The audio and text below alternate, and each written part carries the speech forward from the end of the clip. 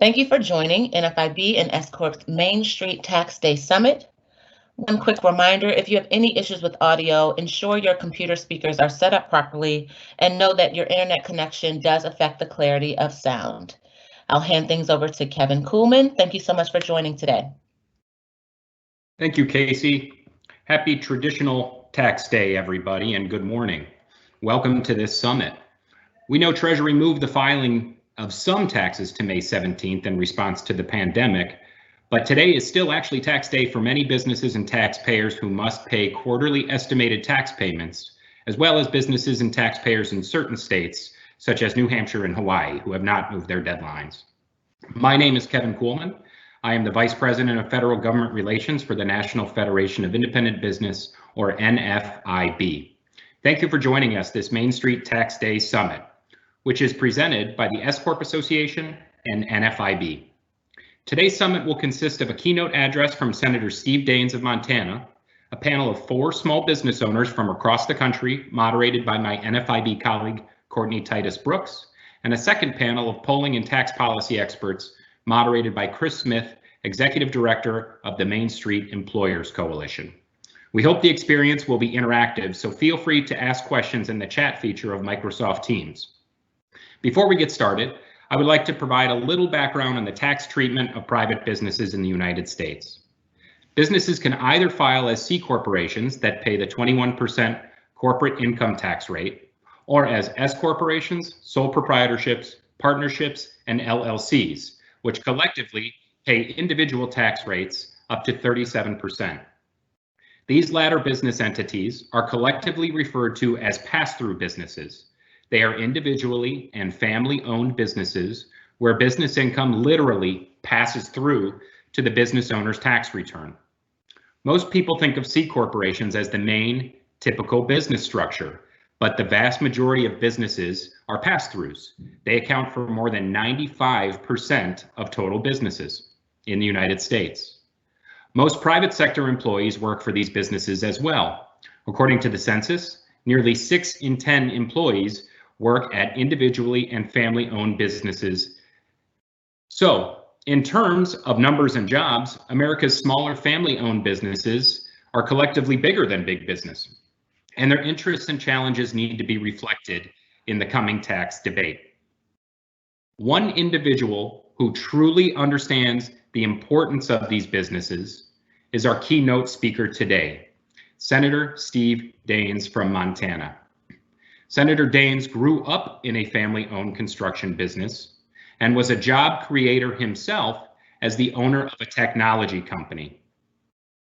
Senator Daines is also the lead Senate sponsor of the Main Street Tax Certainty Act, which would provide certainty to individually and family-owned businesses by making permanent the 20% small business deduction, or Section 199A. This deduction is targeted by many tax plans being considered in Congress or being proposed by the administration, and its preservation is a priority for NFIB and the Main Street Employers Coalition. Senator Daines, thank you for all your hard work defending Main Street, and if you are here, the virtual floor is yours.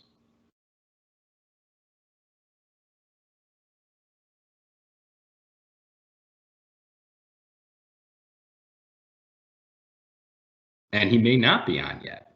A little bit of background though for Montana specifically and why this is such an important provision, such an important priority for the state of Montana is, as I said, almost 6 in 10 private sector employees work at individually and family-owned small businesses. That percentage is actually even greater in the state of Montana. It's 70%, so 7 out of 10 employees, private sector employees, work in individually and family-owned companies there. As I said, Senator Daines comes from a family business background. He also worked in the corporate world, but then started his own company as well. So this is a provision, a policy, and legislation that's very near and dear to his heart. We're very much looking forward to hearing similar stories from our panel of small business owners in the first panel, And then a little bit more about the weedy details and what the public sentiment is for our second panel, which is going to be led by the Main Street Employers Coalition.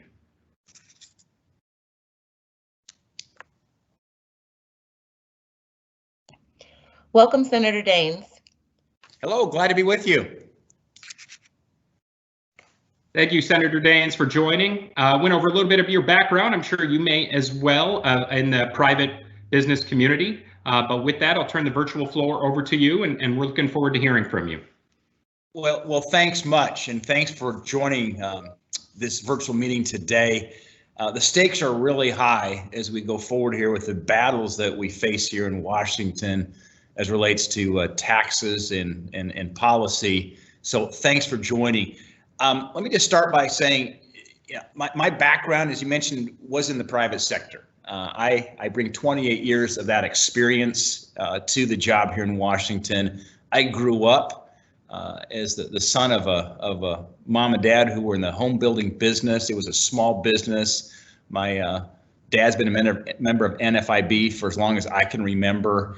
So those were the kitchen table conversations that we had, growing up as kids, watching mom and dad fight every day to keep food on the table, to stay a step ahead of the tax man and the bank as we were growing a construction business. But the bottom line is this, and the reason I'm passionate about this topic, when you think about the engine of job growth in our country, it is on the pass-through side. The S-CORP fight's getting a lot of press at the moment, about corporate tax rates, and I fully supported what we did back in 2017 of taking that top rate down from 35%. I would like to see it down to 15%. We settled at 21%. Really important for the sake of global competitiveness, because that's what's at stake right now in this global economy. But if you remember back in 17, the fight we had was also, how do we also cut taxes to unleash more economic growth for the pass-throughs? And the reason we made that strong pitch, and it was Ron Johnson and myself who really held the line to get that done. And I remember I explained this to President Trump. I said, Mr. President, nearly 60% of the labor force is on the pass-through side. In fact, pass-throughs employ about 78 million private sector workers. So if you look at the private sector labor force, more on the pass-through side than the S-CORP side. In fact, sole proprietorships alone account for 20% of that. So I always viewed tax cuts, it's a means to an end. We're not looking here to cut taxes just for the sake of cutting taxes. Why do we cut taxes? Why do you want to lower the rates? That's because we strongly believe that by lowering rates, you create economic activity. Economic activity creates more jobs, and you pay higher wages. And we predicted that. If back in 2017, and you look at what happened in terms of the economy in 2018 and in 19, in early 2020 pre-pandemic, just if you look at January, February numbers back in 2020, before we got hit with COVID and some of the shutdowns, we had one of the hottest economies in 50 years. We started seeing real wage growth going up. We started seeing unemployment rates at numbers we'd never seen in terms of low numbers of unemployment in decades, and particularly helping minorities and women and so forth. So it was a booming economy. And in fact, even we're seeing today, now as we're kind of coming out of COVID, look at the numbers. If anything, inflation right now is probably one of our biggest concerns. This economy might be getting overheated, perhaps. We'll see, because in part, certainly, that a lot of money's been pushed out with COVID relief. But let's not forget, we made structural changes here to our tax code that is really I would argue, the underlying engine here that is so important for us to keep America growing in this global economy. As I look at my own state, 99% of the businesses in Montana are small businesses. They employ 65% of our total workforce. We are truly a state, like many states, that has a very, very high percentage of pass-throughs, as well as just 25 employees or less. It's the heart and soul, frankly, of our state. And as I travel around Montana and travel around the country, we hear over and over again the Main Street businesses are talking about the importance of that 20% deduction.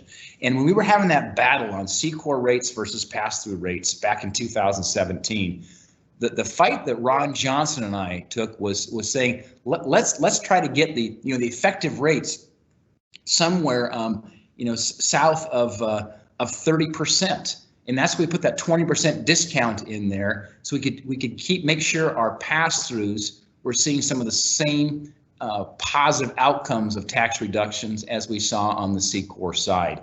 And I was grateful that we got that done. Now, I think the challenge we face is we weren't able to make that permanent. I would have loved to make that permanent, but that was one of the fine lines we couldn't get done. And so, of course, we've got a cliff coming here in terms of an expiration coming in 2025 and 2026. And so what I'm trying to do now is to make those cuts, that 20% deduction, permanent. Continue to work with my colleagues. We just introduced, we call it the Main Street Tax Certainty Act. We've got several senators now that are sponsoring that bill.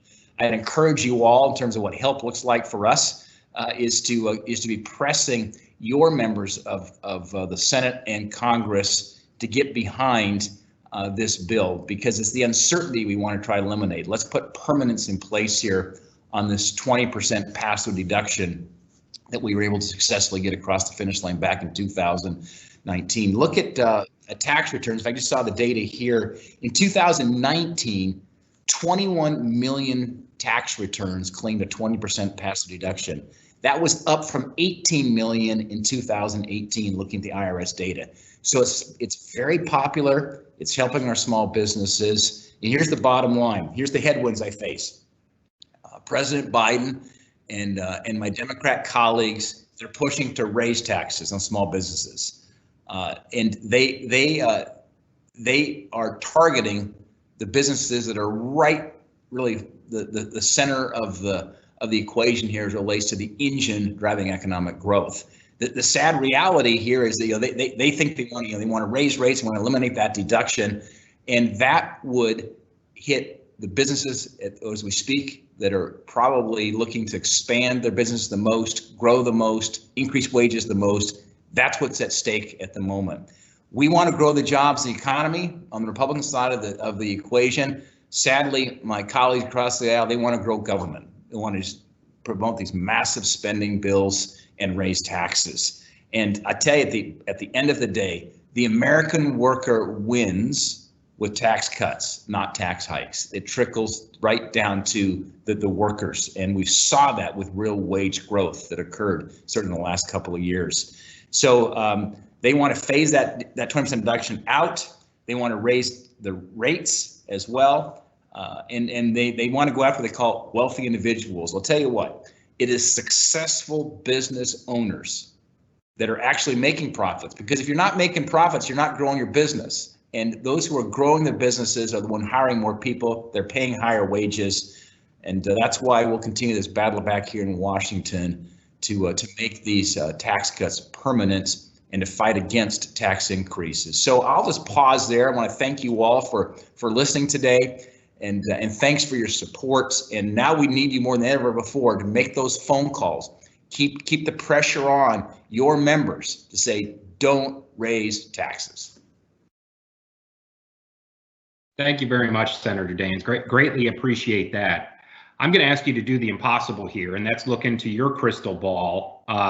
As a member of the Senate Finance Committee, and in your discussions with your colleagues, I'm wondering if you could, understanding that you don't have the control of what goes on the floor and the timing of it, but just curious of what the latest you're hearing on timing of consideration of some of these proposals, whether it's the American Jobs Act or the pending American Family Act that we are hearing about. Yeah, well, what we're seeing in the moment is our friends across the aisle, the Democrats, they are looking to push forward another massive spending bill. Remember, we worked together in a bipartisan fashion back in 2020. We passed five bipartisan COVID relief packages.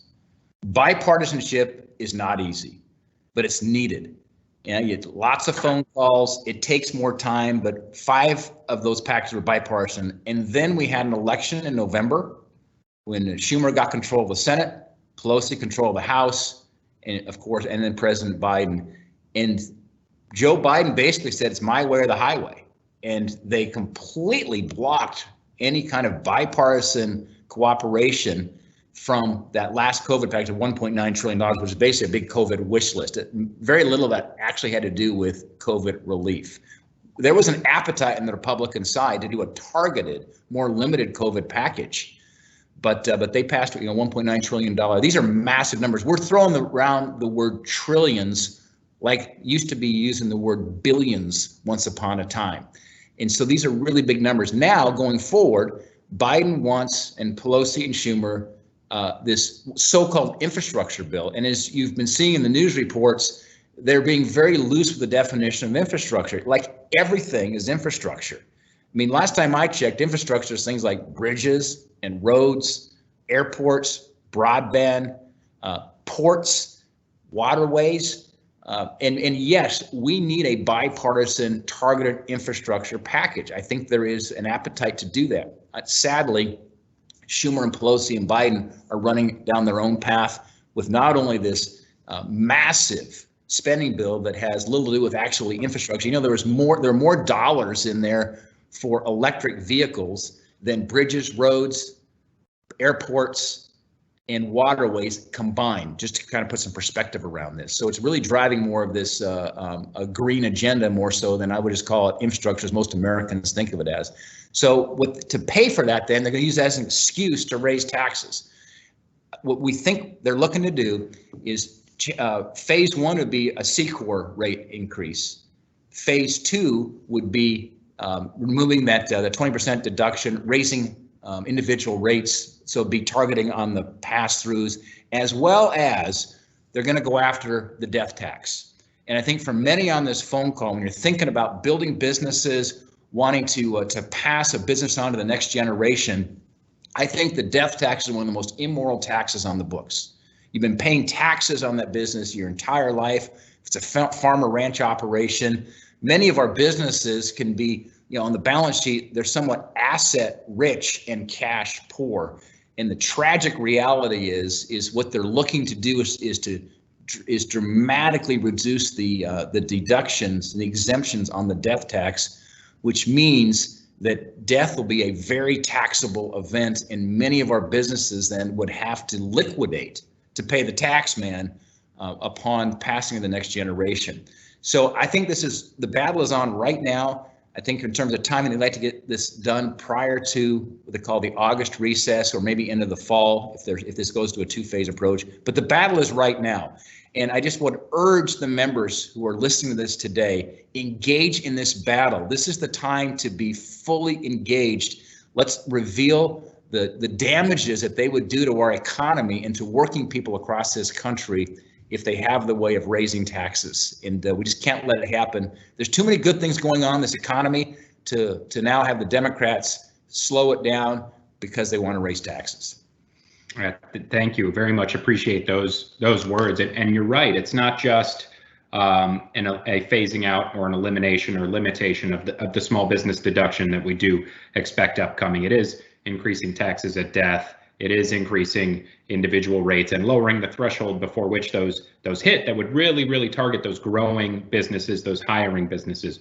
All of this would be occurring as businesses are emerging from an unprecedented and historic pandemic, correct? We at NFIB thank Congress for the very effective, very helpful Paycheck Protection Program, or PPP.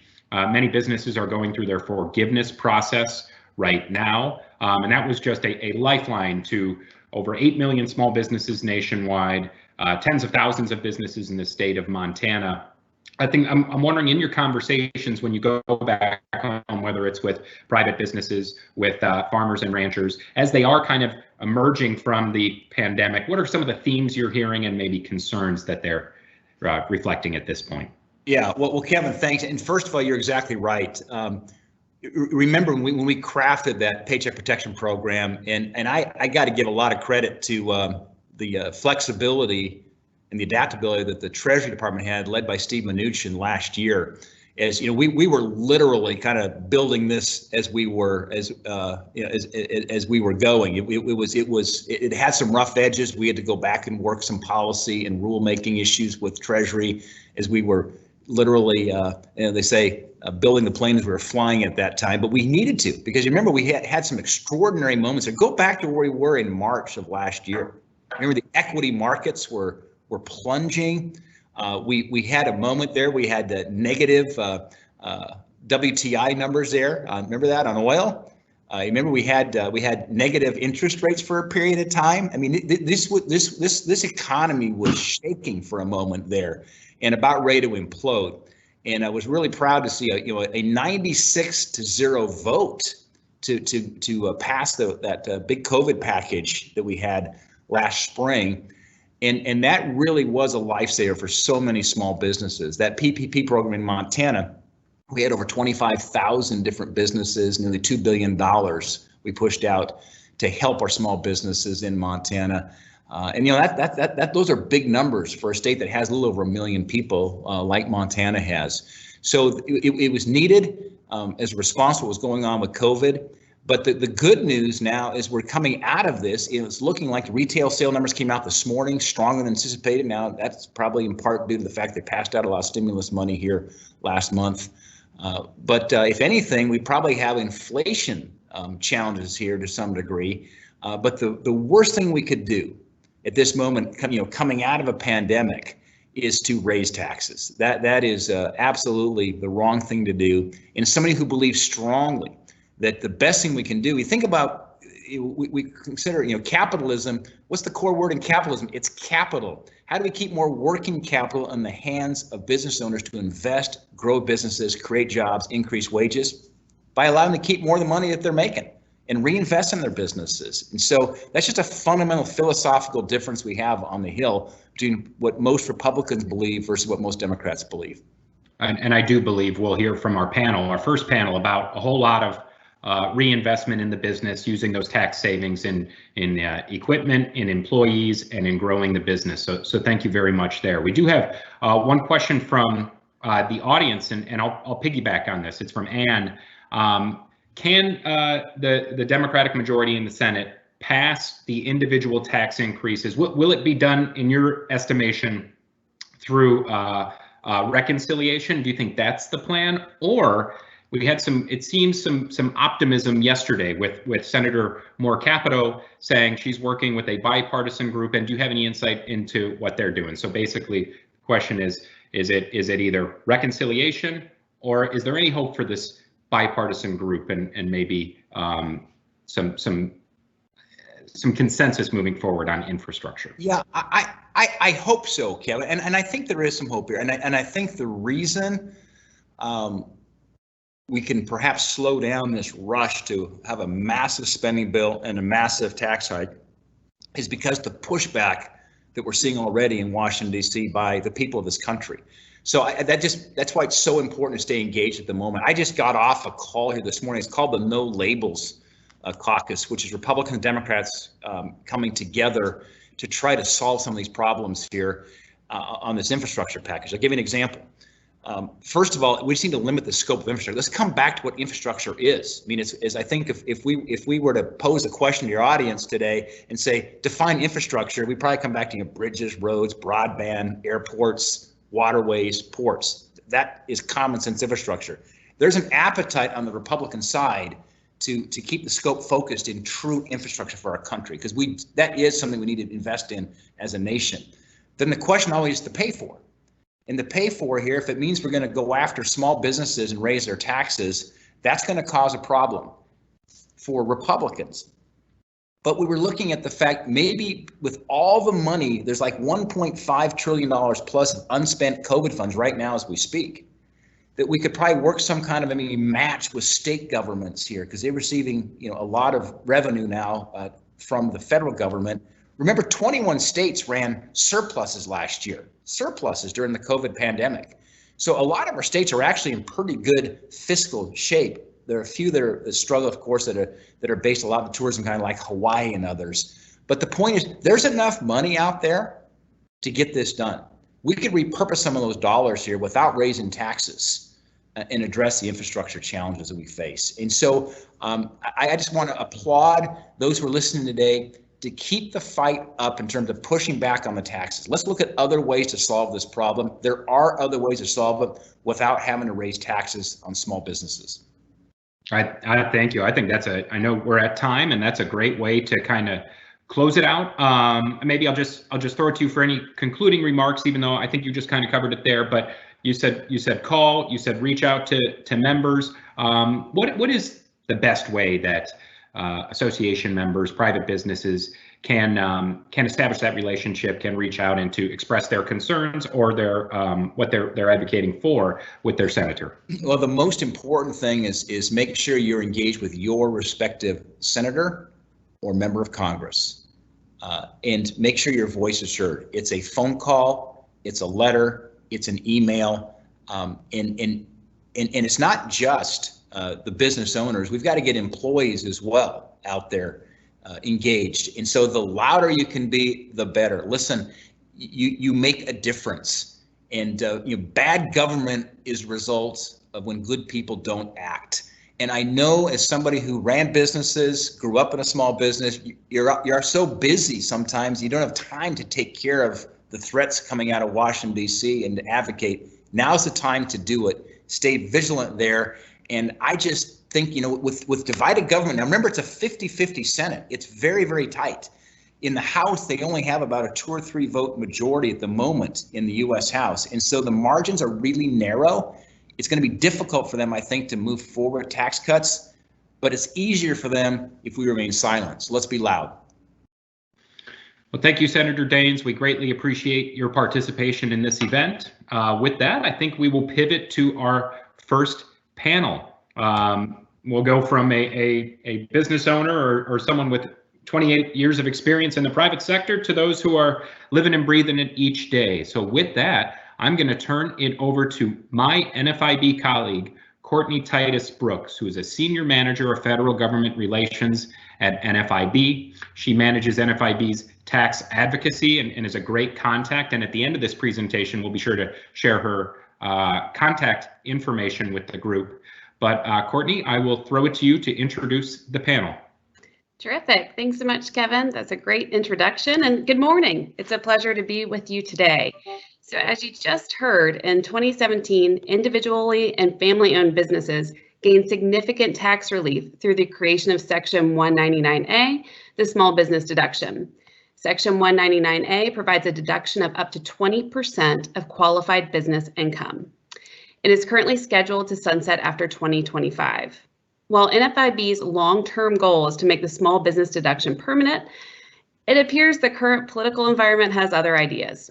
To put the value of this deduction and what's at stake if it is limited or repealed into context, we have 4 small business owners on our panel today to share their experiences. It is my pleasure to introduce our panelists to you, starting with Jeannie Bell from Westside Finishing Company Incorporated in Holyoke, Massachusetts, as well as Sandra Finch from Finch CPA firm PLLC in Spring, Texas. And joining us from the West Coast, so it's an early morning, so thank you for joining us. We have Stephanie Camarillo from Molly Maid in Meridian, Idaho, and Steve Faree from Mr. Rooter Plumbing in Gladstone, Oregon. And with that, I will ask each panelist to introduce herself or himself and tell us a bit about their businesses. Jeannie, we will start with you. Hi, good morning. My name's Jeannie Bell, and I'm the controller for Westside Finishing. Westside is a 3rd-generation family-owned business located in Holyoke, Mass. We currently employ and provide good benefits for about 52 people. We started out as a liquid coating shop in the early 1980s. My father-in-law owned a welding shop at that time, and something needed to be painted. Hence, that's how we got started. We now provide powder coating and silkscreen services for manufacturers throughout New England. We powder coat a large variety of items, anything from a very tiny nut to a very large frame. If the item can be transported to our facility and fit into our largest oven, we can powder coat it. One item that we coat, which everyone is familiar with, are the hand dryer covers located in many restrooms. These accelerators sound like jet engines and work very quickly to dry our hands. They are very popular and can be found in restrooms throughout the world. We started off in 1985 painting about 5 to 10 dryers per week, and now we coat thousands of dryers every month. When I started working for the company in 1985, there were only 5 employees. We have had slow, steady growth over the years and now employ over 50 people. My husband gained the technical knowledge for this growth. I learned accounting and HR. We always wore many hats as small business owners, but we also hired consultants when needed. For instance, in 2005, we hired a consultant to help us achieve ISO 9001 certification.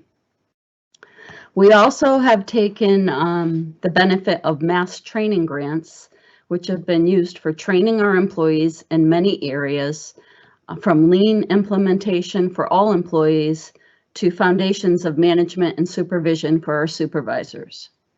We have grown an average of 11% per year since 1990. Sales in 1990 were just above 300,000. Our best year ever was in 2018 when we reached 6.8 million. My son Corey is now president and running the company. My husband retired at the end of 2019. I am the controller, and I'd say our biggest asset is our employees, and that's what we invest in. Thank you for listening. Thanks so much, thank you so much, Jeannie. We will go to Sandra now. Sandra?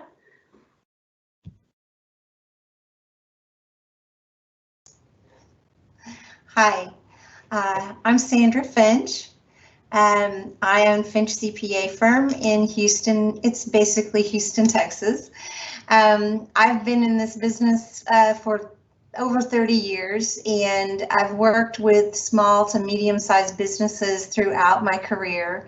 I love entrepreneurs. My parents were entrepreneurs. My grandparents were entrepreneurs. I'm also a certified financial planner and a certified exit planning advisor, which means I'm really interested in the entrepreneur's big picture of not just their business and how it's doing financially, but how does that fit into their family's life and pocketbook? And then how are they planning for their retirement years in a way that they can feel educated and secure? Finch CPA firm and Finch Exit Strategies, my sister firm, we serve only businesses and their owners. And our focus is on proactive tax savings and retirement planning so that we try and help people save taxes every year. And also, especially when they exit the business so that they have the funds to enjoy their lives. Entrepreneurs work very hard, and they put everything they have into their businesses, their employees, and their products and services. And so our goal is to try to get them to put a little bit back in their own life, in their own pocket, as much as they possibly can. Thank you. Thank you, Sandra. We'll pivot to Stephanie. Stephanie? Hi, good morning, everybody. I wanted to take a moment to thank Senator Daines and also thank our Idaho senators, Senator Crapo and his staff, and Senator Risch. I feel super thankful to be not only an NFIB member, but to be a resident of Idaho, and we're so fortunate to have such a business-friendly state here.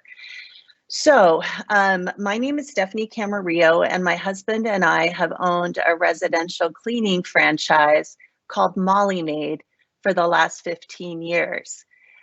When we first bought the business, I think we had about 7 employees, and we had to actually pad people's income to get them up to minimum wage. Today, our sales are just a little bit shy of $1.5 million, and we have 35 employees whose wages range between $16 and $20 an hour. Growing our employees' wages and their standard of living has been our kind of foundational goal for the past 15 years. We preach to our employees the importance of economic responsibility, and currently have about a third of our employees who own their own homes. We've had over the years, we've had different milestones, a couple that come to mind.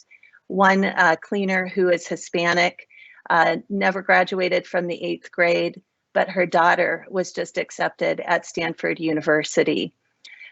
So these are the kinds of milestones that small businesses can achieve when they focus on and invest in their employees, even in a business as simple as house cleaning. So I guess, thank you. That's it for right now. That's terrific. Thanks, Stephanie. And last but not least, Steve. Good morning, everyone. My name's Steve Faree we own, my wife Michelle and I own Mr. Reuter Plumbing in Portland. Our office is in Gladstone, but it's Portland, Oregon. We have all 3 counties in Portland, and we have Clark and Cowlitz County across the river in Southwest Washington. You know, I kind of come from 2 sides of the coin, because I actually spent a 28-year career in the corporate world working for McDonald's Corporation. Started as a kid making shakes and worked my way up. And, you know, my last job there, before I left, was I was actually in charge of a new production rollout. So I was in charge of remodeling restaurants, training folks in the new production system, all that stuff for 384 restaurants in Alaska, Montana, and Washington, and parts of Oregon. So, and then I met my lovely wife. She was actually a marketing manager for the down in Oregon, and we met at a worldwide convention. And so I went ahead and decided to make a move, and after 28 years, and we bought the Mr. Reuter Plumbing Company. I always joke with people how I kind of went from the input to the output, but so anyway, we're basically a surface plumbing company and drain cleaning company, and then we also do sewer repairs and replacements. You know, one of the things, we're the 5th largest in terms of sales in Canada and US in terms of our sales. We grew the company from, when I bought the company, we had 19 employees. We currently now have 49 employees.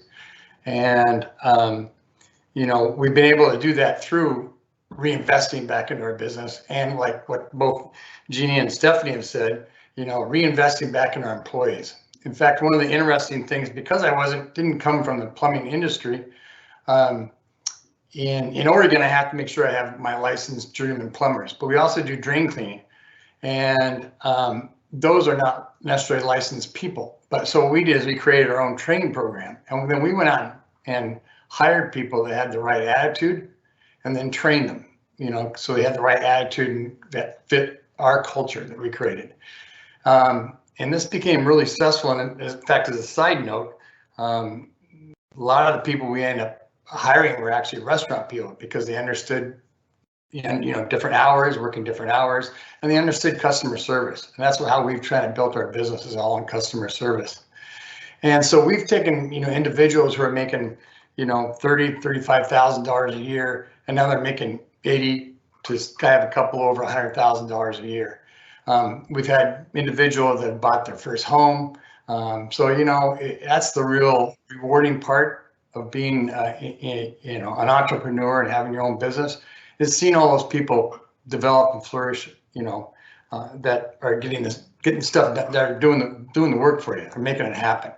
And I think sometimes when we look at taxes and all that kind of stuff, we forget about the human side of it. And I think that's really important to know that, you know, you're not just taxing the business, you know, you're impacting not just the owner, you're impacting employees too. So we've always tried to do things that you know, takes care of our employees, because that's really the base of a business. I mean, it doesn't matter whether you're building widgets or fixing plumbing or fixing cars or whatever it is, you know, employees are your backbone. And I think that's really important that we keep that in mind when we talk about taxes. I think that's pretty much it for myself. So thank you. Well, that's terrific. But Steve, I'm going to keep you in the hot seat and ask you. Started addressing this in your comments, but how were you able to use your tax savings from beginning in 2018? So well, I can give you specific examples. You know, one of the things we do is the tax savings. All of us are always reinvesting back in the business. It's not like when we get tax savings, you know, it goes into our little big barrel or bucket that we have in our basement, right? That everybody thinks we have. So you know, we did, one of the things we reinvesting back in the business is the things that makes our employees' jobs easier, more efficient, or improves customer service, all that stuff. So, you know, we ended up getting in 2018, I bought a new excavator, 3 new trucks, $27,000 of cameras and locators, you know, for being able to video camera lines and then able to locate where that line is. Those are the kind of things we did in 2018 to, you know, make our folks more efficient, more professional, so they can earn more wages. Because they're actually out there selling a job because we're a service. They go into the home and they're selling a job too. So, you know, it's important that you know, they have the tools to look professional and do the job correctly. Absolutely. And Stephanie, I see that you're nodding when Steve said reinvesting in the business. Is that how you were able to use your tax savings beginning in 2018 too? Yeah, so it's just so funny. I was sort of laughing to myself because as a small business owner, your head is down, you're working hard, and I'm like, wow, I'm not alone. All these people are telling my story. So yes, we used that tax savings again and reinvested it. And just a couple of specific stories on that front. One employee's name is Jasmine. She's been a house cleaner for 2 years and a single mom, 3 kids, got her GED at night. And we were able to give her a raise and promote her to a customer service rep. She's the first person in her family to ever have an office job. And then another employee, Nareda, was an accountant in Venezuela, but when she moved to the US, she didn't speak enough English. She's cleaned for us for 3 years. She was going to school at night to learn English. Now she's our training manager. So just $7,000 of tax savings for us was able to be reinvested into 2 people, and it will make a change in their lives and their families' lives for the future. Outstanding. Jeannie, Sandra, would you like to add on about the tax savings that you had from 2018 and beyond?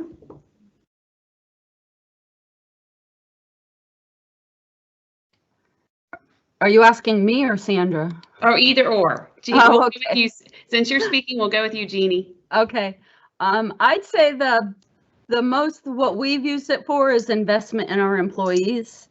We've hired about an additional 5 employees since 2017, and we've also invested in training. And I agree with what's already been stated. It's not like any tax savings goes into our own pockets. We are investing it back into our business. We have bought some new equipment, but even that equipment that we spent $74,000 on an air makeup system and exhaust hoods in 2018, but that was really to make the building more comfortable for the employees. And we spend a lot of money on training. We have taken advantage of grants through Massachusetts, and we've trained our employees in blueprint reading and a lot of lean aspects. And our employees also get wage increases averaging 3 to 5% per year. I have some employees, like I said before, my son is now president and running the company. I have some employees who were there telling me to go to the hospital when I was in labor with him. So we have longtime employees. all of our supervisors started hanging parts on the conveyor line. They all started at the entry-level position. They've been promoted, gone through training, and I think I only have one supervisor that was actually hired as a supervisor. All the others just grew with the company, and as we grew, we needed supervision, and we put people in those roles and trained them. That's terrific. And Sandra, I'm actually going to tee up the next question to you. Understanding you're a CPA, you run a small business yourself, you service a number of other small businesses. How would you speculate if we have tax increases, or we see the small business deduction is limited or repealed? How would that affect your business and your clients?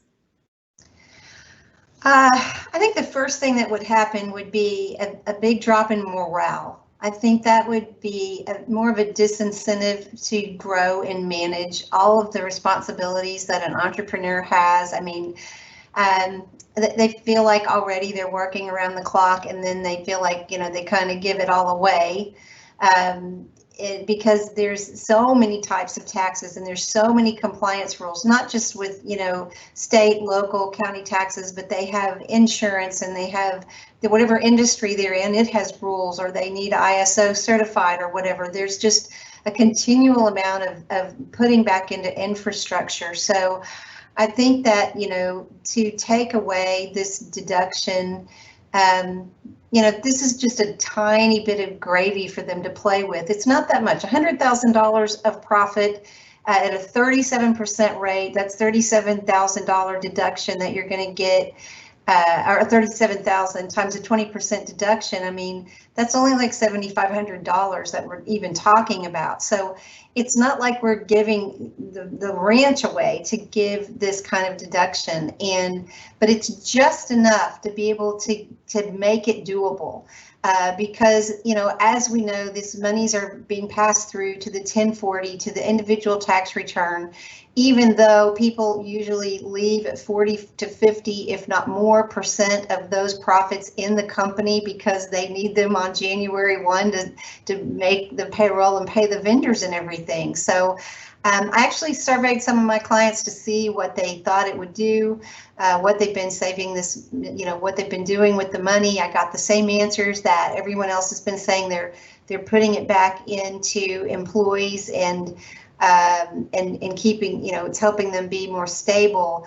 One of them even said this would be the final nail in the coffin for us, because we already are struggling so hard after COVID, after the oil and gas crunch that's been here in Texas. This would just kind of do it. This is what's keeping us hanging on by a thread. So, they would have to increase cost to customers, or they would have to hire less people or pay them less, or they would be less competitive in the hiring market, which is everything, trying to find good help. You've got to have just that little bit extra to offer people in employee wages and benefits and training. And if without this, I think a lot of them would just they'd just kind of give up a little. That's disheartening to hear, but understanding. Jeannie, how would your business operations, or how would you change if there are tax increases or the small business deductions limited or repealed? It would be hard to keep providing the raises, which we've been providing every year, 3 to 5%.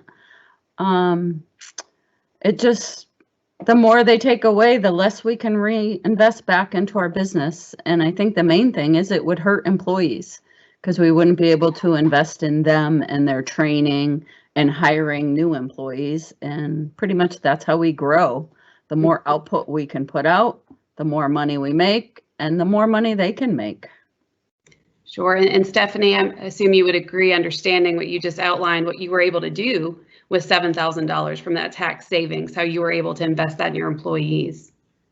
For sure. The only piece I would add here is it is such a tight labor market right now, and we're competing against big companies like Amazon, and I also feel like we're competing against unemployment benefits. And, you know, that's the current thing that we're competing against. But, you know, if we're not able to utilize these resources to pass along to our employees, we're not going to be able to stay competitive and to stay in the game. Sure, and I understand that. And Steve, do you have anything to add? Yeah, I would just add also that, you know, when you take away these deductions, you can only go to increasing prices so often. But that does occur to a certain extent. And what people need to understand is that occurs at all levels. So, for example, in my industry, for example, the cost of my materials that I have to buy to provide to a customer are going to go up, right? So now the job I'm doing goes up, and it all filters down, right? And it filters down to those employees in their lives when they go to the grocery store, when they, you know, have to have a plumbing item fixed or their house cleaned or whatever, you know, all those kind of things, right? So I think it's important to understand and look at it that way. And also, I really want to just tag what everybody else has said here too in terms of the employees. We also make sure we give raises every year, and we really work hard to take care of our folks. We're real flexible with scheduling. If somebody all of a sudden something comes up and they need time off, then we let them take that time off. But you know, that costs us money because now I've got one less body that day that should have been there possibly, right? So, you know, it's an investment, and the more you start taking a little bit here and a little bit there, and then you have your state level, it takes a little bit here and a little bit there, and that all that stuff, you know, adds up. Those little what people say, it's 1 cup of coffee at Starbucks, you know, just those add up over time. So at some point you wonder, how many cups of coffee are we talking about with these different ideas?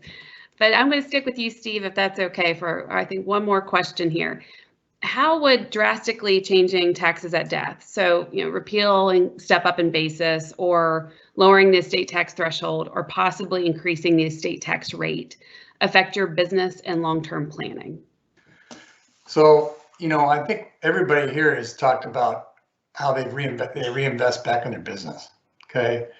And I'm sure that 99% of the business people out there do that. Okay. And there's a lot of hard work. I remember I bought the business December 23rd of 1999. 2000 was a great year. We went up tremendous in sales. Recession of 2001 hit. I had a big note payment.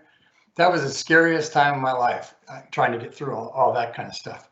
And so there's all these ups and downs you have as a business owner, and the payoff at the end, okay, is your exit strategy. Really is when you go to finally retire or pass it on to a sibling, or sell it to somebody else. You know, you really reap the benefit of all that then.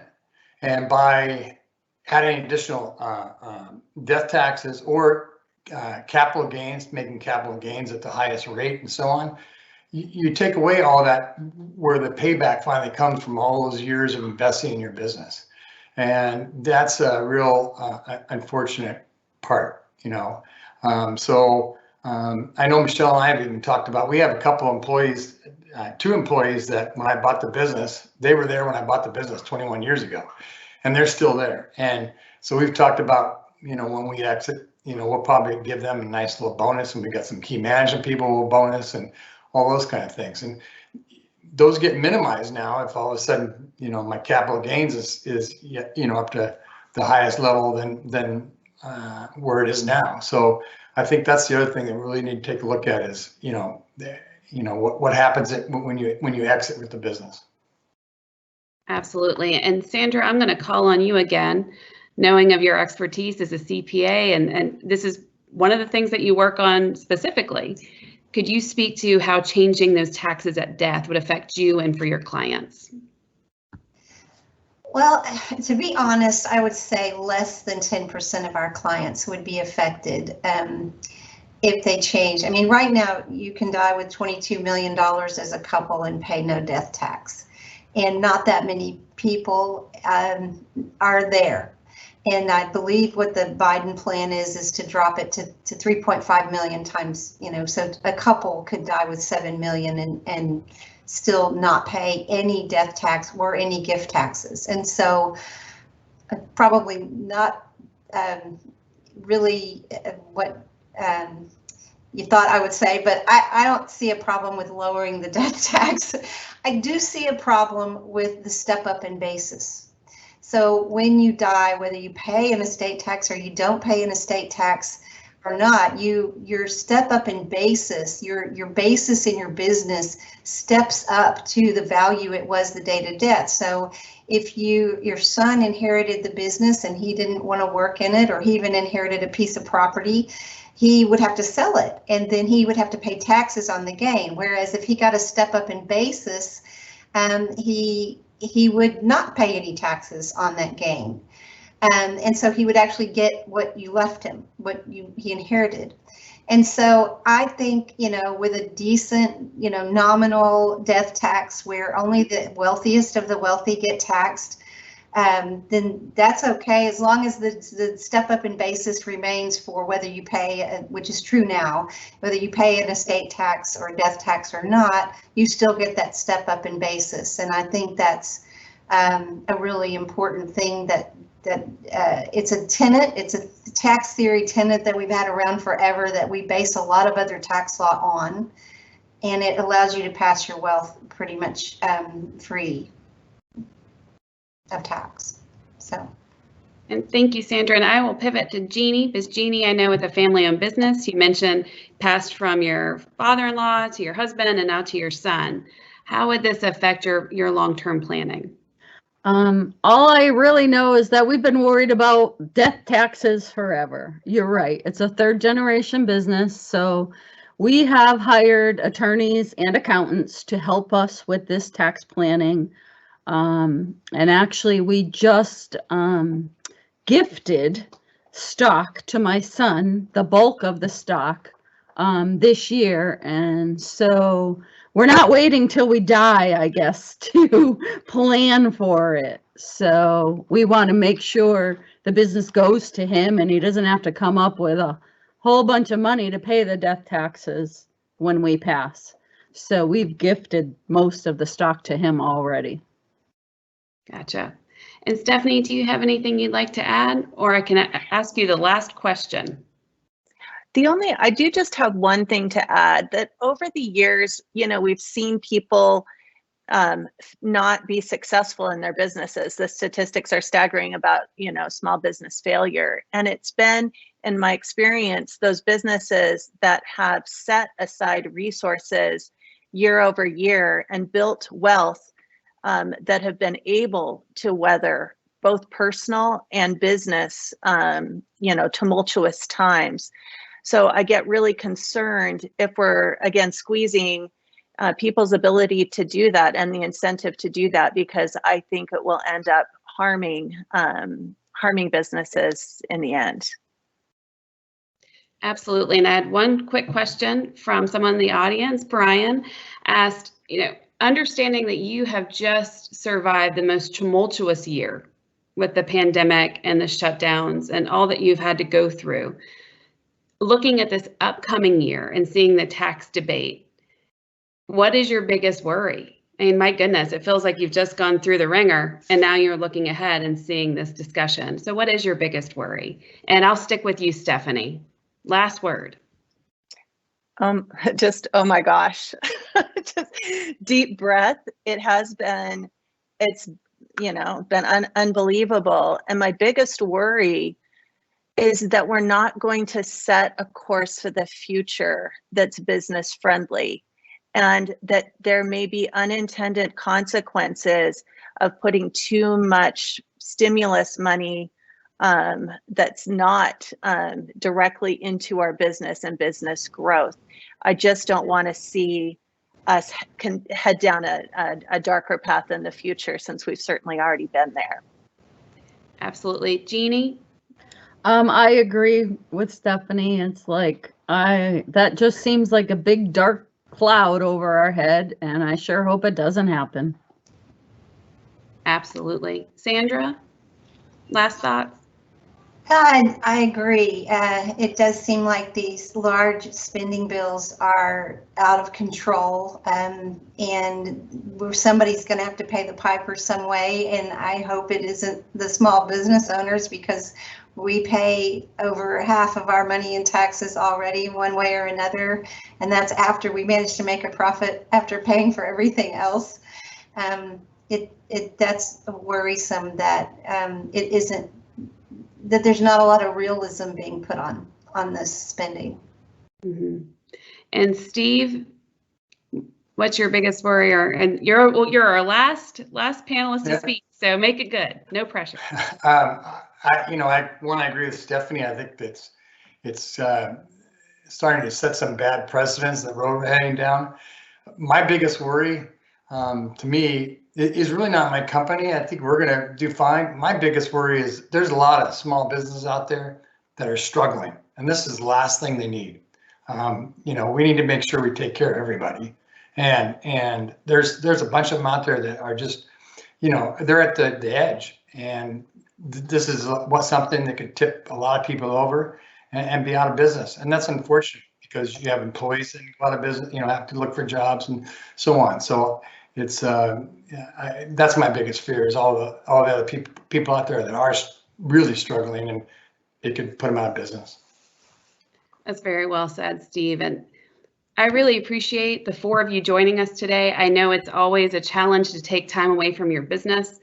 Appreciate you joining us and providing your perspectives. It's one thing for us to have this conversation about tax policy in DC, but it's quite another to hear it directly from those who it really affects. So thank you so much. We appreciate it. And now I'll turn the program over to Chris Smith to introduce the second panel. Chris is the Executive Director of the Main Street Employers Coalition, of which NFIB is a member. Tax people in DC know Chris as the former Chief of Staff of the Ways and Means Committee and Department of Treasury, and of course, a tireless advocate for Main Street businesses. And with that, Chris?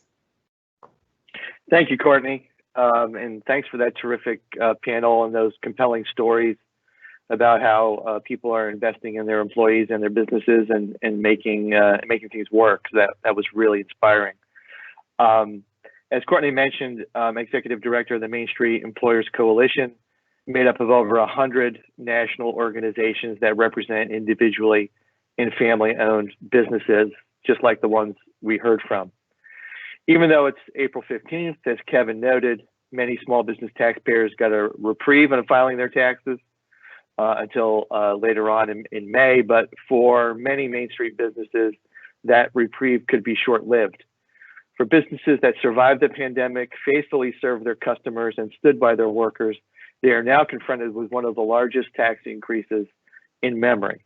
The tax policies being proposed by President Biden would not just roll back some or all of the 2017 tax relief, they would go far beyond that to substantially raise taxes on Main Street businesses.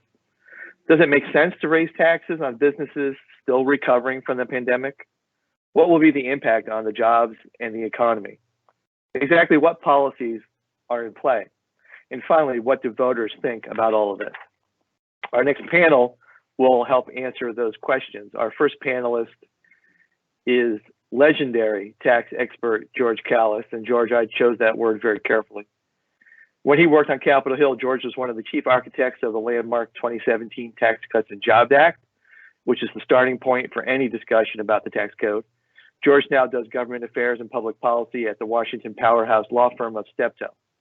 George will focus on the changes to the tax code under consideration and which ones are aimed at individually and family-owned businesses. And we've promised to get George on his way by 11:30, so we'll go to him shortly. Our second panelist is David Winston. David has had his finger on the pulse of the American electorate for a long time. Along with Myra Miller, his partner, they are one of DC's most accurate and respected professionals in the field of public opinion. We'll hear from David about what voters think about tax hikes and what they think is fair when it comes to taxing businesses. And we'll have some time for questions.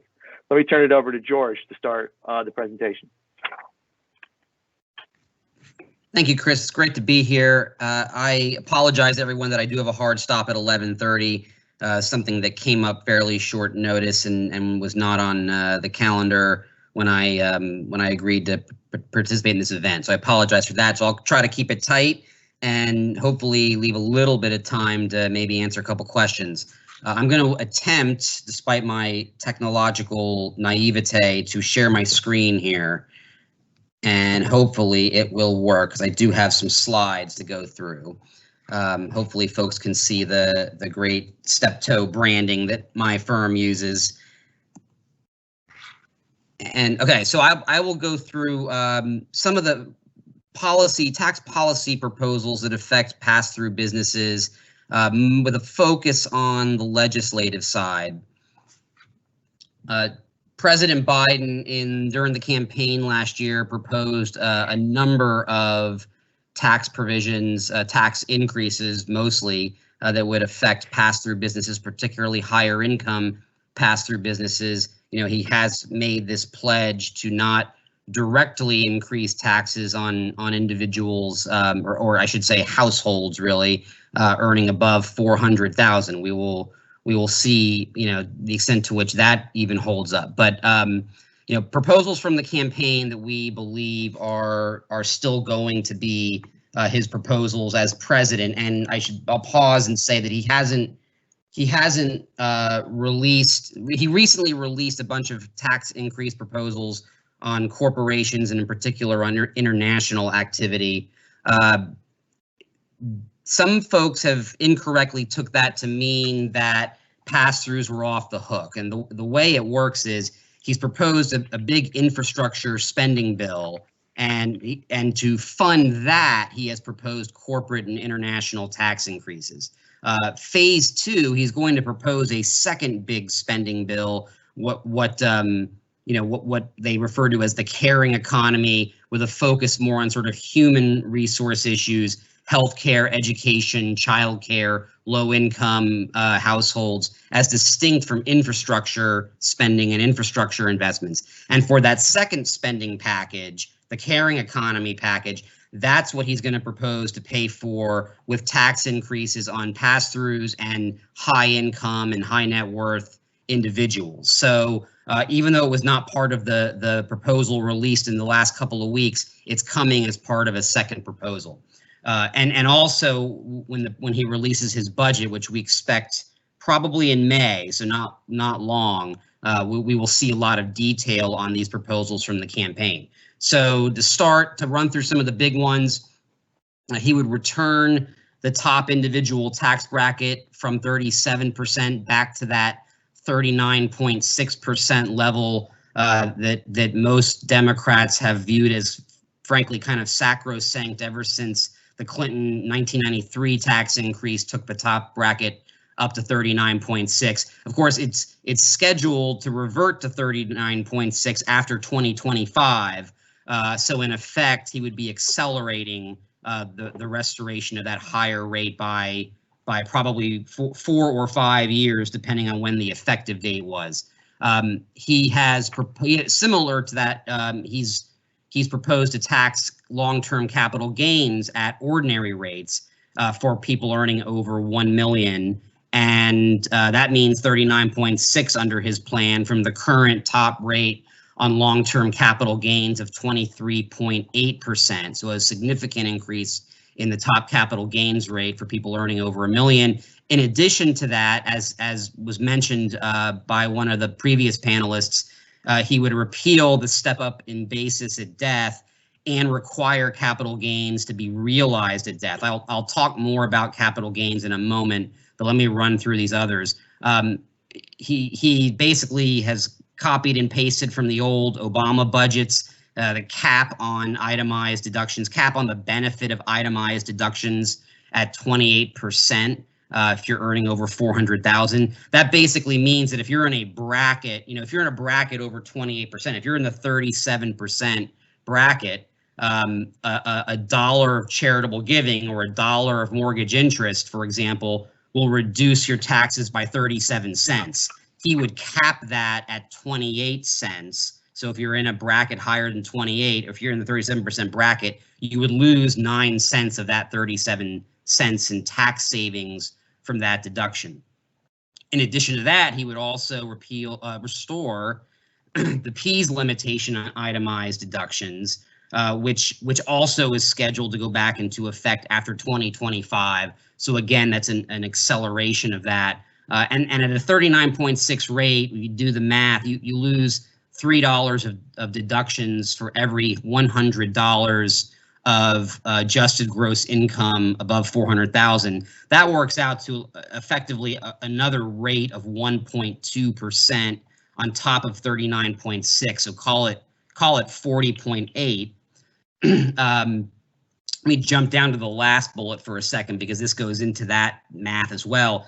He would also apply the Social Security payroll tax, both FICA and SECA for the self-employed, to wages and self-employment income above $400,000, creating what's called a donut hole between the current earnings cap of about $142,000 and $400,000. Of course, for the self-employed, you bear the entire 12.4% of that on earnings over $400,000. Add that 12.4 to the 40.8 I just mentioned, and you're talking about a top federal effective rate on every additional dollar earned of well over 50%. And if you're in a high income tax jurisdiction like California and New York, when you add that in, you may be talking about an effective rate that breaks 60%. If all of these Biden proposals were to be enacted into law. They mentioned taxing carried interest at ordinary rates for investment funds. I'll gloss over that for now. And then the one in bold on this slide is the phase out or the repeal of the Section 199 Cap A deduction for those earning over 400,000. I put phase out on here because even though there aren't specifics, I would assume they wouldn't be so silly as to have a cliff where you lose the entire deduction if you earn $400,001. They would somehow phase it out. That, by the way, 199 Cap A, obviously a big deal to folks in this event. Remember the original purpose of 199 Cap A, as Senator Daines very articulately explained earlier in the event, was to create primarily, not the only purpose, but primarily to create some semblance of rate parity given the cut in the corporate rate to 21%. If you phase it out at 400,000, then you are actually, and I should add, by the way, there were reasons for giving the 20% deduction to everybody up and down the income scale, good policy reasons, even if they were in a bracket such that they weren't above the corporate rate. But if you phase it out at 400,000, then effectively only people who are right around or in a bracket lower than the corporate rate would be able to use the 199 Cap A deduction. And that in turn means that the Biden proposal would effectively get rid of the original one of the original main rationales for 199 Cap A, which is rate parity with corporations, and therefore you'd have 39.6 plus the 1.2 from the P's limitation, potentially plus 12.4 for SECA, over 50%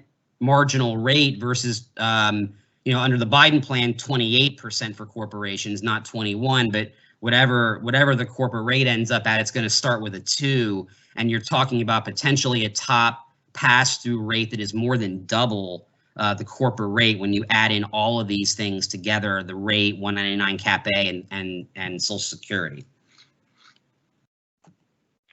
Okay, so back to this issue of realizing capital gains at death, which was mentioned as particularly burdensome by a prior panelist. This also comes from the final Obama budget back in 2016, and what they would technically do is they would treat the transfer of appreciated property at death as a deemed sale or disposition, thus triggering capital gains that would be paid on taxed and on the decedent's final income tax return. That I am aware. My understanding is that Canada actually does this. However, they don't have an estate tax, and so when you think about the appreciated gain taxed at death as capital gains, that's also part of the value of a taxable estate. And so, you know, while you might be able to make an argument for doing this if there's no estate tax, when you have the estate tax there as well, I don't know how you avoid the double taxation charge. So, you know, why do they want to do this? Well, they want to do this for two reasons. Number one is there is growing frustration on the left and in the progressive movement at what they perceive as the very rapidly and accrual and growth of wealth that goes untaxed at the very highest levels. And you know, the poster children for this are not pass-throughs, even though pass-throughs get hit by it. The poster children are you know, Jeff Bezos, Mark Zuckerberg, people who have founders stock in big, you know, tech companies that they start, Bill Gates, big tech companies that they started, and they own all this stock. And as long as they don't sell the stock, they never pay any tax on it, even though this stock represents just huge amounts of wealth. And many on the left view that as, in effect, income that the tax system just isn't getting at. And so they want to get at it at some point, and so they're trying to get at it, you know, when those people eventually pass away. But the other place this came from, and probably in my mind the primary reason for wanting to tax capital gains at death, is the interaction with the capital gains rate.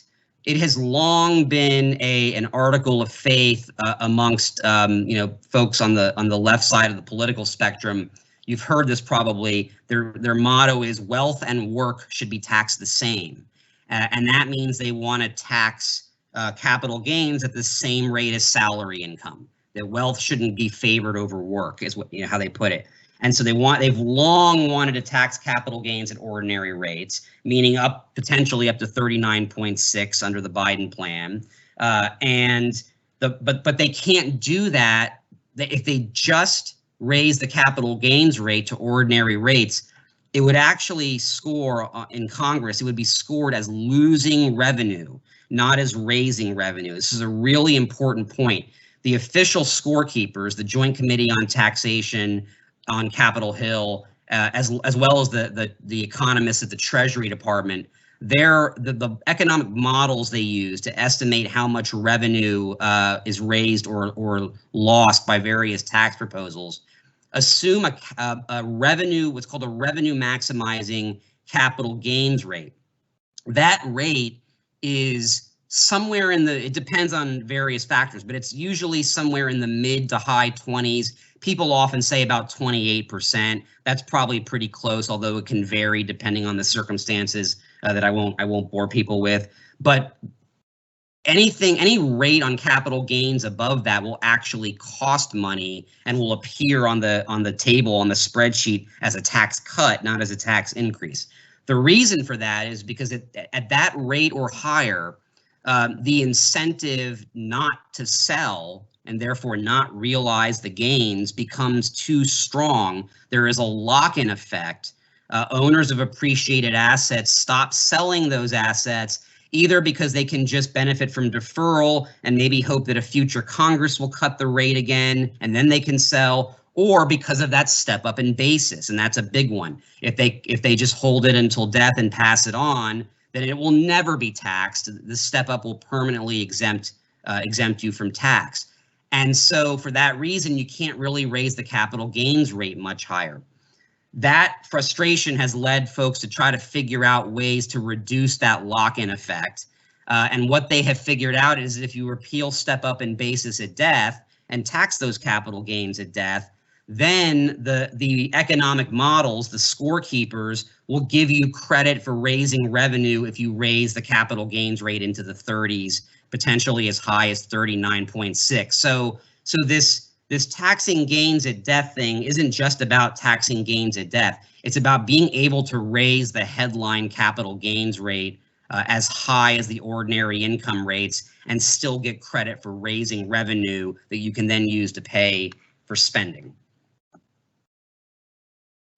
This has already been touched on in the previous panel as well. There are proposals to both reduce the estate and gift tax exemption as well as raise the rate. I won't go through all the details here, but certainly Biden and many Democrats for years, and this goes back to the Obama years, have pushed for restoring what they refer to colloquially as the 2009 parameters.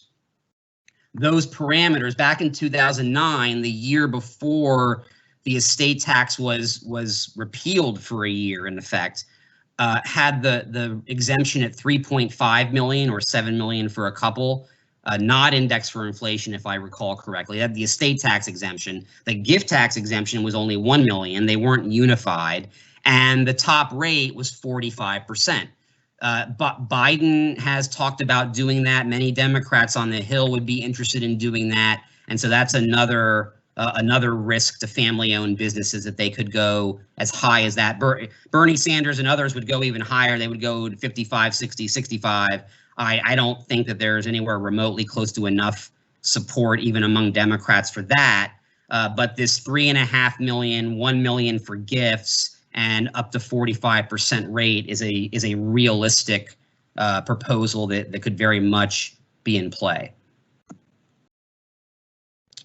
I'll skim over this. The Treasury, the Green Book is the Treasury document that's released in tandem with the president's budget every year, except during the Trump administration when they didn't do this. But Biden will go back to it, and it has detailed descriptions of all their tax legislative proposals.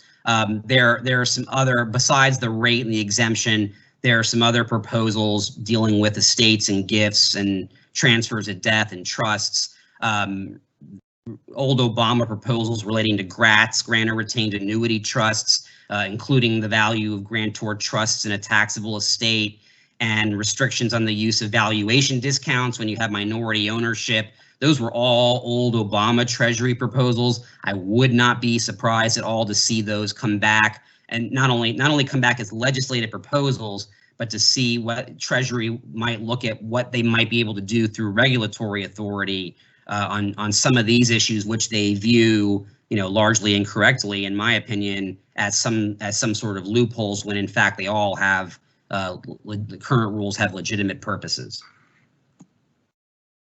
Just a quick mention of a couple other proposals that are out there that are even more radical than the Biden proposal, particularly with respect to realizing capital gains at death.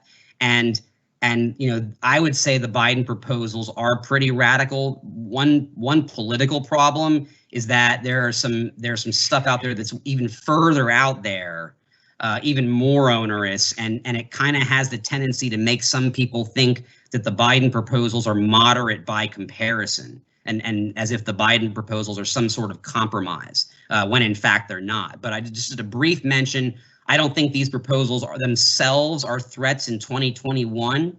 I think they're longer term threats, though, because I always tell people bad tax policy ideas never die. They just get put in a filing cabinet or on a shelf for a few years, and then lo and behold, down the road they reappear when nobody expects it. So they're not going to die. Even if they go dormant for a little while, they will be back around.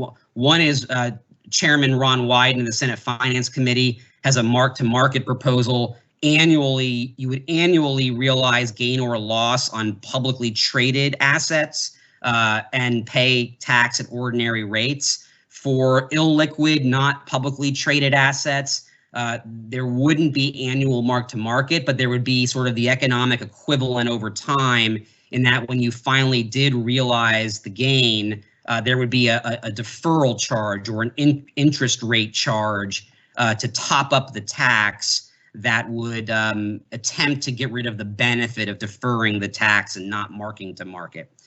The other proposal people probably heard a lot more about is Senator Elizabeth Warren's wealth tax. Just 2 cents, she says.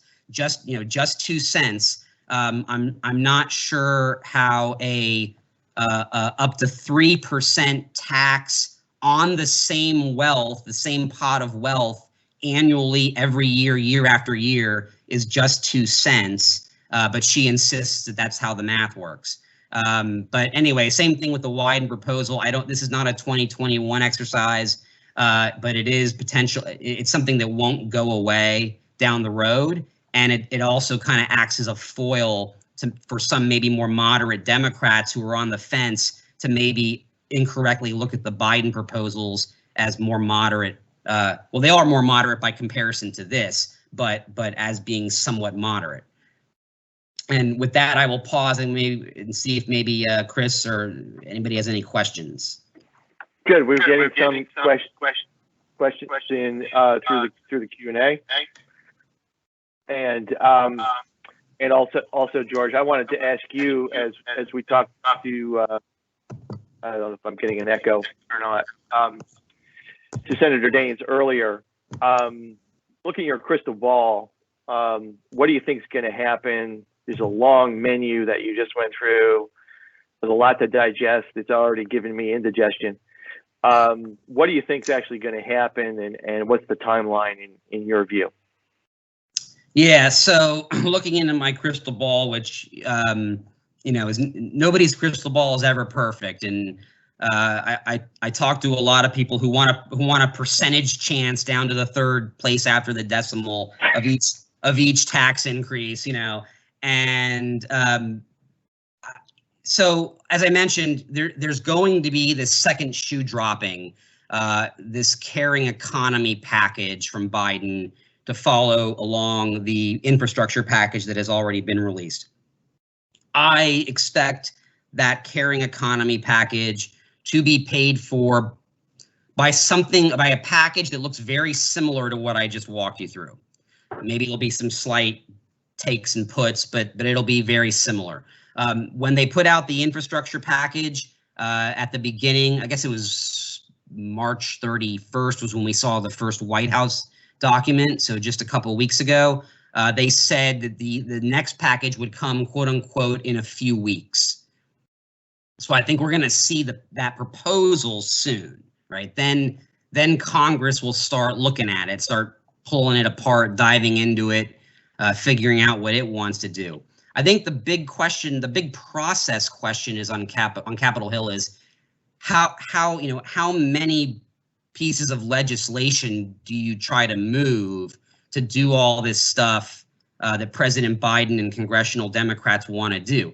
I think there are a lot of folks on the Hill who see they've already done one big budget reconciliation package. They did that in the first couple months of the year for COVID relief, 1.9 trillion in spending. I think that there's a lot of skepticism that they could digest and get the votes to pass a second and third three multi-trillion dollar partisan reconciliation packages. You only have 50 Senate Democrats, so you need 50 out of 50 senators. And the number of House seats changes almost every day. I mean, longtime Representative Alcee Hastings just passed away last week. There's always a few vacancies in the House, but they need roughly, say, 216 out of 220 House Democrats. So everybody likes to talk about Joe Manchin. There are often at least a half a dozen more moderate-leaning Democratic senators kind of hiding behind Joe Manchin, who they aren't necessarily speaking up, but they may have similar concerns to Joe Manchin. In the House, you lose 5 or 6 House Democrats out of roughly 220, and then you don't have enough votes to pass the bill. So, how many times are these more moderate senators going to want to vote for multi-trillion-dollar packages? And I think for that reason, they're going to be looking very much at taking Biden's 2 packages and maybe merging them into one, because twisting someone's arm to take one yes vote is a lot easier than twisting their arm twice to take 2 yes votes. And so while Biden may be thinking them as 2 separate packages and the White House may be thinking of them as 2 separate packages, I think there may be some efforts to mix and match. And so some of these things that affect pass-throughs and individuals, you could very well see bleeding back up into the infrastructure package, along with some of the caring economy spending into the infrastructure package. And so just because Biden didn't put pass-through stuff in his infrastructure package doesn't mean Congress won't use pass-through provisions for the infrastructure package. Thank you, George. I think we're at your time for departure. Yeah, unfortunately, if you want to do a one question lightning round, I'm happy to jump on my next thing a couple minutes late, but all right, nothing well, so long. Well, we got one that came in, and we'll do it in 60 seconds or less, which is, you talked about taxing capital gains at death. If that policy were to go through, is your understanding that when the heirs then sold the business later on, would it get taxed? Would there be capital gains again? It's a good question. I believe the answer is no. The old Obama proposal on this, you know, the one reasonable thing they did was they say, well, if you realize gains, then you step up the basis, right? If you have a gain, then you take a fair, just like if you sell stock, the person who buys the stock takes a basis in what they paid for it, they don't get a carryover basis. So because this would be a deemed sale and the heirs would be treated in effect as buyers, their basis would be the new amount, and you wouldn't have that double tax. They would also subtract the capital gains taxes from the value of the taxable estate, so that the money used to pay the capital gains tax, very, very nice of them, very generous of them, the money used to pay the capital gains taxes wouldn't be taxed by the estate tax then. Thank you, George. That's it's very informative, a bit disturbing in its breadth and scope and impact, but I suspect this won't be our last conversation about this, and we're very, very appreciative of you joining us today with your deep expertise. So thank you. We'll let you go, and thanks. And thanks for the opportunity. I appreciate being able to talk with everyone today. Take care. Great. Thank you. We'll move now to our second panelist, David Winston, who I introduced briefly earlier, but David is just the best in the business in terms of keeping his finger on the pulse, and we're anxious to hear your latest work in this area and get your view on where the public is right now. Thank you, okay. David. Please take the floor. Okay, I'm going to take over the screen here, so give me just a second.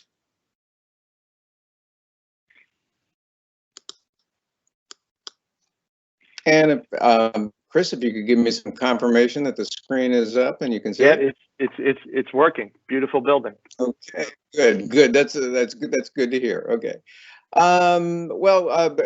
Good morning, everybody. What I'm going to want to walk through here with everyone is just sort of setting up initially just the context for this discourse in terms of what's going on with taxes and just the whole business economic environment. I'm going to highlight what I consider to be perhaps the biggest strategic component of what we're about to go into, and then give you some sense of where the public is in terms of a variety of these policies. So I want to start off with sort of going back to the 2020 election, just to give you a sense of what the electorate was like. And what I'm showing you here is exit polls done over the last 19 elections, 1984 forward. The blue line are Democrats, red line Republicans, green line are independents. And what you see in terms of 2020, actually party identification was relatively close, 37% Democrat, 36% Republican. It was only a 1 point difference between the two. When you contrast that to 2016, the margin was actually slightly larger for Democrats. It was a 3-point margin favoring Democrats. And so going from 2016 to 2020, actually the electorate became much closer.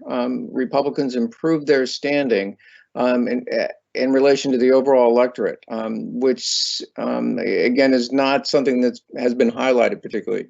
If you also notice in terms of this, and the reason I really want to drive this one home is when you're looking at a lot of surveys, public surveys that are put out there, one of the things you initially want to look at before you sort of think through the numbers you're looking at is what's their party identification. A lot of these surveys you've seen recently showing these wide margins in terms of public policy support for where the president is trying to go. If you actually take a look at many of those surveys, you'll see that there's a party ID advantage in double digits favoring Democrats. And the one thing to notice here is actually, and that's in 2008, the largest margin that existed in terms of party ID was the Obama-McCain presidential year, and that was 7 points. So anytime you see Democrats being over 40% or Republicans below 33%, you're looking at something that hasn't happened in terms of the last 19 elections, and it's real important as you're sort of assessing the data that you're looking at.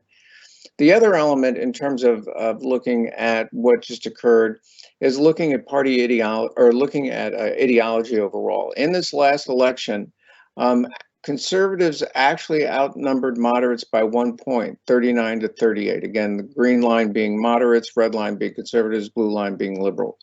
If you contrast that to where things were in 2016, you see that in fact, moderates outnumbered conservatives 38 to 35. But the interesting switch, and something that again I think a lot of media pollsters had missed, was this particular shift. If you look at 2016, conservatives outnumbered liberals by 9 points, and if you look at 2020, that increased to 15. So not only did the electorate become more Republican, it actually it was already center right and moved slightly farther to the right. And that was something that, given what was going on last summer, was somewhat unexpected as people were sort of thinking through looking at data. And this is an important construct, because what it's leaving in place is this still remains a center right country despite a lot of the policies being proposed. So this gets to what I would consider to be the strategic fight that's about to emerge, and that is clearly a lot of the initial projections done at the beginning of the year, economic projections, were showing significant economic growth, some projecting as much as anywhere from going from like 5 to 8%, somewhere in that range for the year, sort of settling in mostly around 6. But clearly there was a positive direction. Even before President Biden took office, those projections were being made.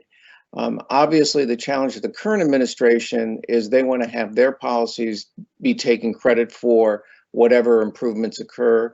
But there's also a real sense here that the previous policies over the last 4 years, the tax cuts, dealing with regulations, played a significant role in terms of putting us in a position that, even though the difficulty we just went through, we had an economy that at least was holding together at scale so that we could actually recover. So one of the big things to watch, and one of the roles that everybody here, in terms of leaders within their communities, is playing a role in terms of defining how, in fact, this recovery develops. And one number that I want to point to give you a sense of this, and also just give you a sense of how policies sometimes are missed in terms of what conclusions people get to. In the last jobs report, unemployment hit 6%. And when you think about that, in a year period of time, we went from literally shutting down the economy to getting to 6% unemployment. To just give you a sense in terms of contrast, going back to when President Obama took office, and how long did it take for him to reach 6% unemployment? It took him 68 months. And here we just came off of a situation where we literally shut down the economy, and we got to it within about a year. And that gives you a sense of potentially how strong a lot of these economic policies that were put into place were in terms of sustaining an impact like we just went through. Currently, you see Biden's job approval at a good solid 54-35. Now, to some degree, what that simply is people wanting to give him the benefit of the doubt. It's new leadership. This typically happens with most presidents. He does have a bit of a challenge in terms of independence at this point, because independence in terms of the job approval is 41-35, nonetheless still positive. But this is not an unexpected number given his just starting up. Having said that, when you frame it this way, and I want to note, when you see this jump, you'll see that the disapprove and what is going to be defined on the next slide is the more negative number doesn't change. It's the approve, or in this case, his economic policies being correct drops a bit. So when you actually get to a specific issue, it's not quite as solid for him, although, again, you don't see negatives jump, you just see a lot of people become more uncertain. And again, you see that amongst independents. His job approval amongst independents have been 41-35. On this question, it was even at 35-35. And so what's an example in terms of like looking at why the country's center right, and perhaps the initial one where you saw a really difficult reaction from the electorate to what he was doing was dealing with Keystone. And we posed this, the Biden administration recently stopped the Keystone pipeline. Do you support or oppose that decision? You see, overall, it was about even, basically Republicans being very much opposed to it, Democrats being overwhelmingly supportive. But again, the political center here, independents, opposed it by a 33-42 margin. Since then, we've also asked a question basically asking, so do you think, given the recent increase in gas prices, do you think it's because of policies like the Keystone Pipeline, or do you think it's just increased demand as a result of the pandemic ending? And by a double-digit margin, they were pointing fingers toward the policy around Keystone being reflective of the broader policies that the Biden administration was bringing in. And then here's yet another example in terms of where the country remains center right, and this now gets into the tax issue. Which statement do you agree with more?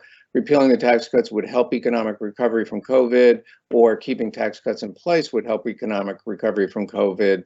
And you can see by a 2-to-1 margin, people think keeping the tax cuts in place would be more helpful than repealing them. And taking that a step farther, just in terms of where's the electorate at, we posed this question. What is the highest percentage tax rate that any individual in the U.S. should pay for all taxes, including federal, state, local, property, and payroll and wealth taxes? And we've done this question before, and this answer is literally exactly the same as where it was about a year and a half ago, and that was 24%. And I'm sure there are a lot of folks out there who would be more than happy to embrace a 24% number.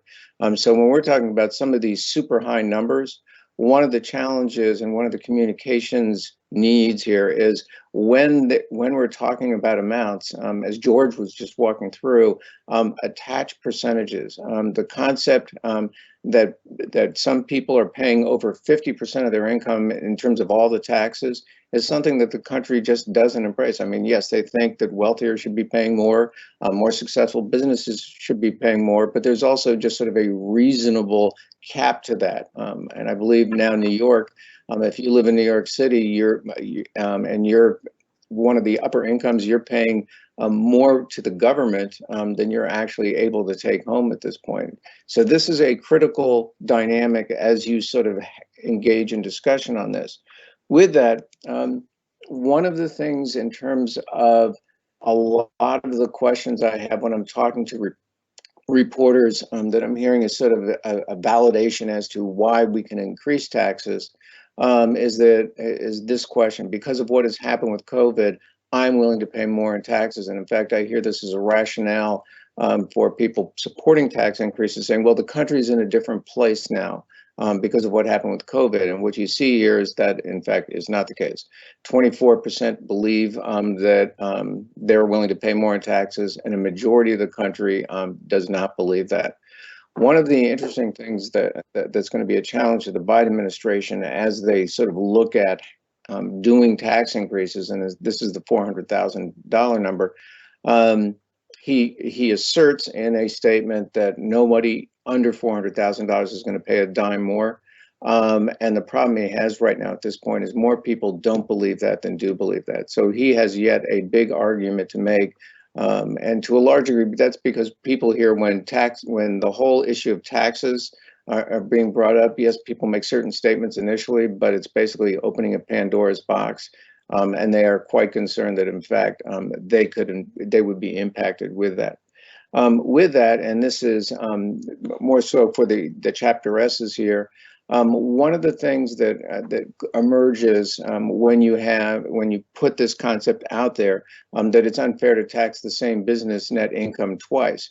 And you heard from George in terms of how the death tax cap gains dynamic. The idea that you only have to do it once. That's something that people generally believe. And so the idea that, you have a business where first you pay your business tax, and then when you actually take the profits, then you have to pay tax on that again.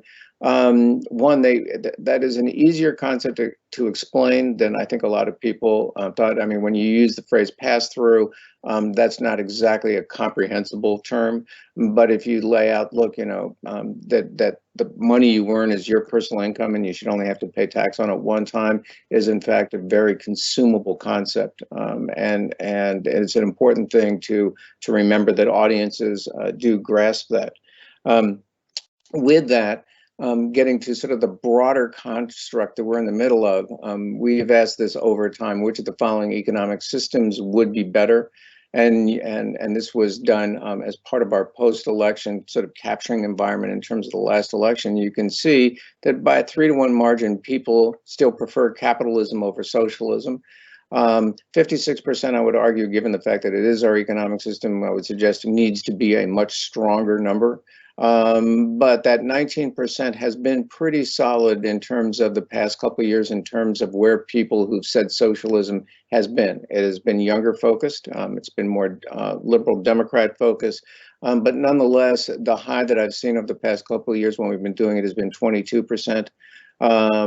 But having said that, and here's the challenge to everybody who's watching this, what do you think is the more effective argument for capitalism versus socialism? It's not why socialism is wrong, but what's the value that capitalism provides to individuals.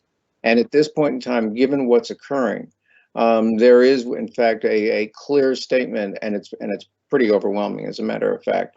And this is going to be no surprise, but it's an important thing. What's obvious sometimes doesn't always get said. But to close out, okay, so what's the value proposition in terms of capitalism at this point? We need to do everything we can to help businesses get back on their feet so they can get Americans back to work to keep the economy moving in the right direction. 70% believe that. And so understand that where the American electorate is looking at businesses, small businesses, is one. It's one of the ways that we bounce back from this.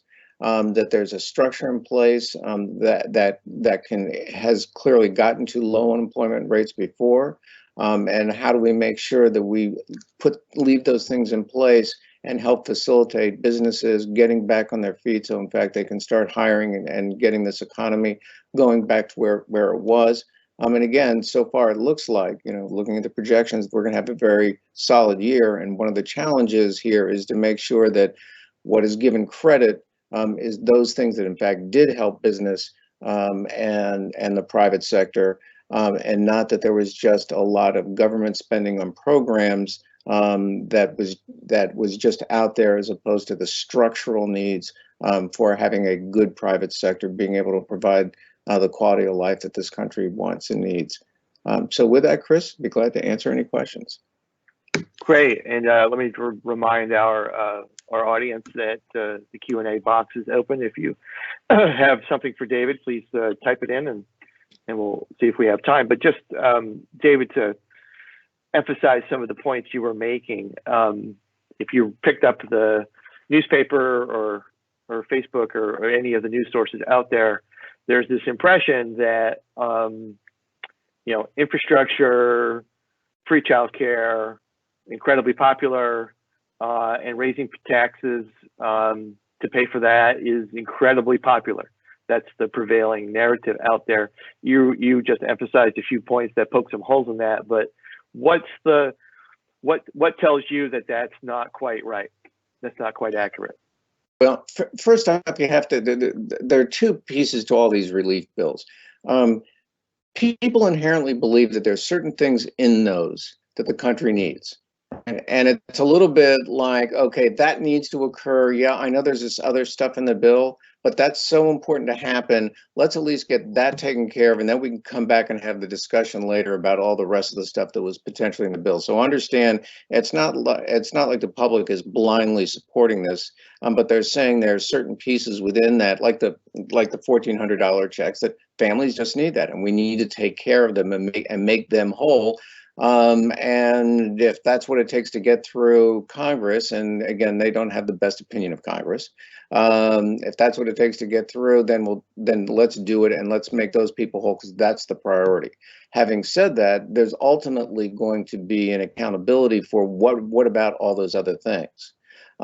Now, so that's piece A. So and again, also some of those surveys that you've seen, I'm going to tell you, there was one recently that had party identification favoring Democrats by 12 points, which has never happened. By the way, they also had redone the 2020 presidential race. And surprisingly, in that same survey, let's see, Biden won by the same margin as Ronald Reagan did in 1984. Right. So that's what I was saying. You need to look at the data closely in terms of the underlying components. Having said that, you however identified something that's also important, and it's sort of almost double speak, for lack of a better phrase here. What the Biden administration is trying to do is redefine words. Right. Infrastructure isn't what you think infrastructure is. We're going to redefine what infrastructure is. And so, bear with me, do people like the idea that, childcare is important? Of course it's important, right? Is that infrastructure? Well, that's a whole different conversation. And so what they're trying to do is they have this mechanism by which they can gather support around things. But having said that, we're going through a word speak moment in terms of who wins the definition. And also, to your point, this is not a small debate. But also, having said that, we've tested a variety of different things. Anything that has the word or has the phrase road and bridges in it does really well, right? And no matter what else you have in it, it's got roads and bridges, it does well. But if you isolate some of these specific items, all of a sudden the support for that falls off because people don't see it that way. And so I would challenge people as they deal with that, don't rattle off the bill and all the items in it. You want to isolate those specific things that clearly aren't a part of that. And look, childcare is certainly social policy. That's very different from infrastructure. You noted that when we asked the public what they think is fair, about a 24% rate is really, really consistent over time in terms of what people say is fair. And then you see these other discussions where, taxing the rich is very popular. Is it just because the level isn't really in that conversation, or how would you put those two together? Well, again, when people view some of the super wealthy, it's sort of, that seems extreme. I mean, Jeff Bezos is worth a lot of money, right? And do people think he could probably pay some more in taxes? Yes. Is it something that they want to go out and say the government can take that money away from them? If there seems to be some decent purpose, there's a sense of, if things have to be paid for, that seems like a more reasonable person to go after. However, having said that, to your point, they don't necessarily have the specific number. Again, people in New York are going to have to be paying over 50%. That just wouldn't fly. But if you're going to say, given the fact that we need to raise taxes, who would it be reasonable to do that with? Well, that's sort of a natural default. The other challenge that you have here, that is always a favorite topic for the media, is identifying those companies like Amazon who didn't pay any taxes. And when they hear that storyline, it's just very frustrating. Wait, I have to pay taxes, and well, why can't they have? And of course, not understanding how the business got to that point. But again, I think that's part of the challenge for the private sector, to lay out how those things occur in such a way that, in fact, it allows us to get to 3.5% unemployment. You talked briefly about people's understanding about how small business is taxed. Individually and family-owned businesses pay at the individual rates. You talk a little bit more about that level of understanding and what's a helpful way to talk about that.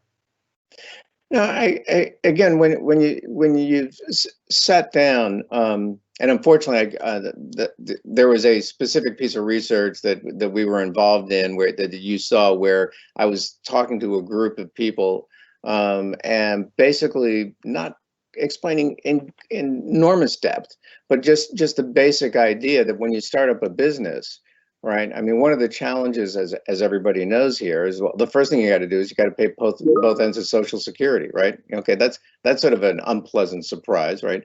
But then the idea is somehow that you start up the business, you got to pay both ends of Social Security, you have a lot of these other requirements, and then, oh, by the way, the money that you earn actually isn't yours. You got to pay tax on it once, and then when you pay yourself, then you get to pay taxes on again. When you explain that to individuals, they just think that's not the way to do it, and who would start a business then? So it's not a difficult process. The challenge, to the point that you were making, is when you call pass-throughs. Nobody understands that. If you say, look, I'm starting a business, so therefore that's my income, and I should just have to pay taxes on it once, is a very acceptable concept. But we get hung up in terminology as opposed to just doing the simple explanation of it. And again, if you remember that particular piece of research, I ended up having, I gave a brief description earlier on in this focus group, then came back to them at the very end and asked them to explain it, and they did a very good job of it, actually.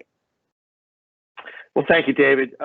Thank you to David and to George for these really helpful comments. It's clear that from these remarks that Main Street is facing the prospect of a big tax increase right on the heels of the COVID shutdown, and it will have big implications for jobs in the economy and individually and family-owned businesses. And it could also have a big impact on people's ability to keep the business in the family. So while there are a lot of threats out there, there's hope, and certainly we at the Main Street Employers Group are going to be spending a lot of time and energy making sure policymakers understand both the importance of Main Street and the support from the public in this area on the value of Main Street businesses. So with that, I'll turn it back to Kevin.